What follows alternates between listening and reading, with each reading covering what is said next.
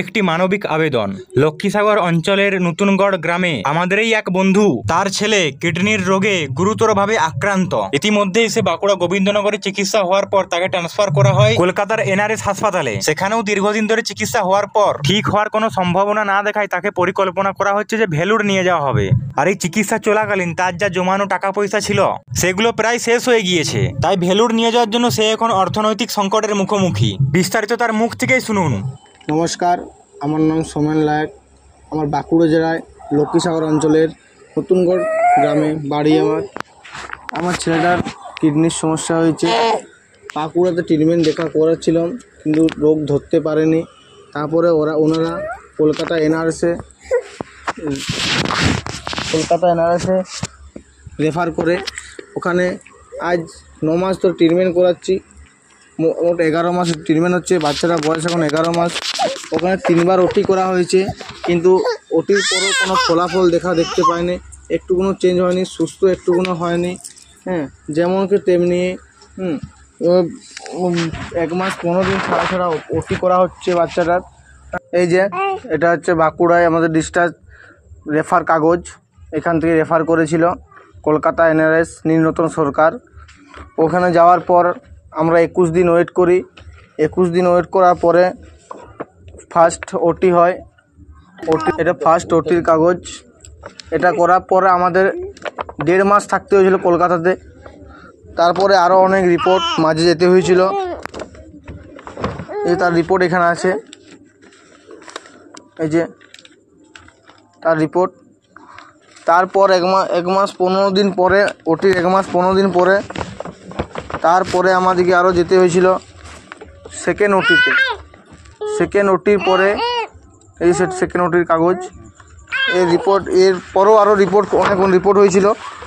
এই যে রিপোর্ট, ওর রিপোর্ট। ওর রিপোর্টের পরে আরও 1 মাস 15 দিন ছাড়া, 1 মাস 15 দিন ছাড়া আরও ওটি, 3 নম্বর ওটি হয়েছিল কলকাতা এনআরএস হসপিটালে। কিন্তু এরপরও কোনো আমরা ভালো দেখতে পাই না। যেমন রোগ তেমনি ছিল।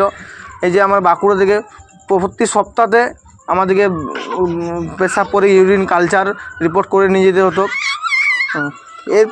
আজ আমি 11 মাস ট্রিটমেন্ট করছি, কিন্তু কোনো ফলাফল বা কোনো ভালো পরিস্থিতি কিছু পাচ্ছি না।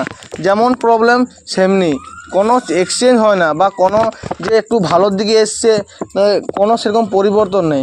তাই ভাবছিলাম যে এখানে রেখে এরকম হচ্ছে, ছেলের মাথার চুলগুলো সব উঠে যাচ্ছে। সেদিন দিকে আরও নাকে রক্ত বেরাচ্ছিলো, ব্লাড হচ্ছিলো। এই যে এখন এত 11 মাসের বাচ্চা, কিন্তু হালকা সোল খাচ্ছে না, কিছু খেতে পাচ্ছে না। কিছু খাবারে নেই, কিছু খাচ্ছে নেই।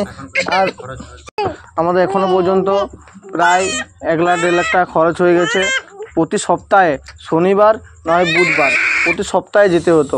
এই যে পেচ্ছাপের সাথে পেচ্ছাপ করলেই এরকম নামতো। এটা শরীরের ফ্যাটটা পুরো বের করে দিচ্ছে, কোনো কাজে লাগছে না। পেচ্ছাপ করলেই এরকম নামে, পেচ্ছাপ করলে এরকম। এটা 1 মাস 15 দিন ছাড়া যায়। এটা ওটি না করলে এটা ঠিক হয় না। ডাক্তাররা বলেছে এটা 1 মাস 15 দিন ছাড়া যতক্ষণ না ওটি করছে ততক্ষণ ঠিক হবে না।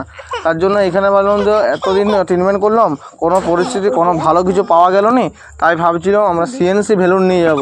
তার জন্য আমাদের যা ছিল সামর্থ্য, আমাদের টাকা পয়সা যথেষ্ট অনেক খরচা হয়ে গেছে।